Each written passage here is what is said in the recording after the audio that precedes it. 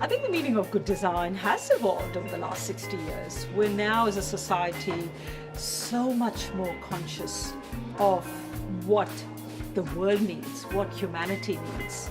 And the fact that we can actually think about social impact in our thinking about design and what we deliver to meet the needs of humanity. We've understood that design can make beautiful things. We understand that design can solve deep societal problems, and now we understand that the two can come together.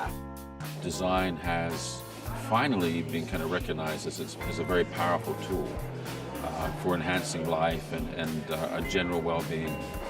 So one of the things I think that's most important in recent history is the application of design methods and processes to social problems and the delivery of services to people, because design's always been human-centric, but for quite a while it was more object or artifact-based. I think really great design is actually invisible, and that's one of the really difficult things, because really, really good design, you might actually not even think about it at all. That's why it's great to come to awards like this, where there are so many design disciplines on display.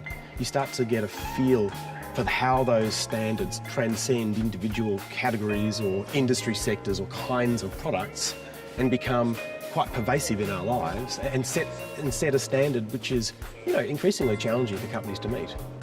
I think it's incredible that here we are in 2018 celebrating the organisation that was created 60 years ago. I wish I was alive back in 1958, because how amazing it was that we had a government that had the foresight to set up a body to promote the value of design to business and to industry and to consumers.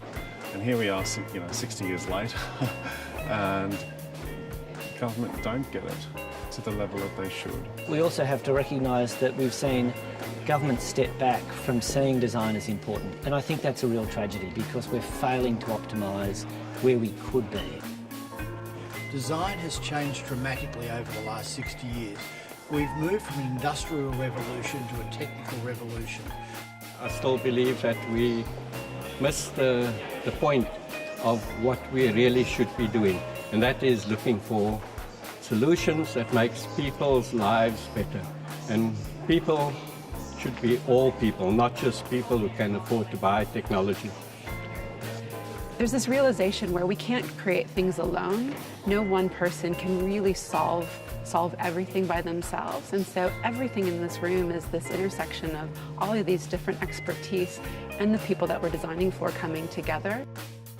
Like we need things that are fresh. We need things that speak of another world that we're not in right now, but a world that we want to be in.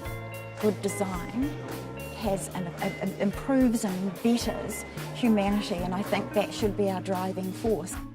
That's what drives me, that's what gets me out of bed every morning, to kind of just keep on hammering that same message over and over and over again. Design can actually help create a better world.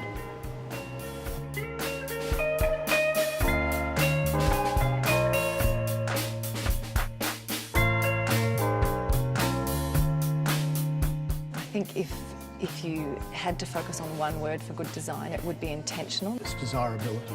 Pleasure. Elegance. Ambitious. Effortless. Love. Connection. Empathy. Happiness. Transparent. Emotional. Or whole or holistic. Catalyst. It's one word because it's a hashtag, and that's public good. Simplicity. Poetic. To me, good design is always characterised by insight. People. Pragmatism. Sublime.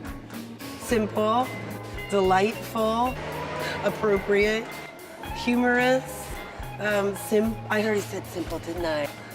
Pleasing. It's all the good words that we have because it depends on what it is.